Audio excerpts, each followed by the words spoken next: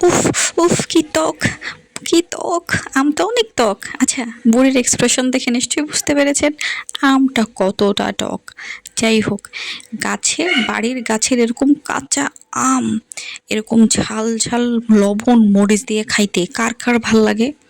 তো আমার মোটামুটি অনেক ভাল লাগে, বুড়িটার তো অনেক বেশি ভাল লাগে।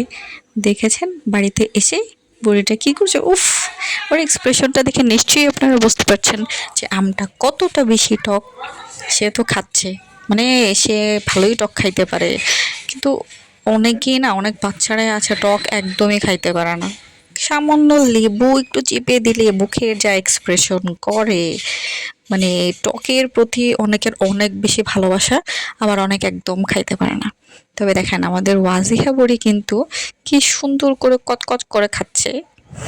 তো আপনাদের কার কার এরকম কাঁচা আম এরকম লবণ আর মরিচের গুঁড়া দিয়ে খেতে অনেক বেশি ভাল লাগে?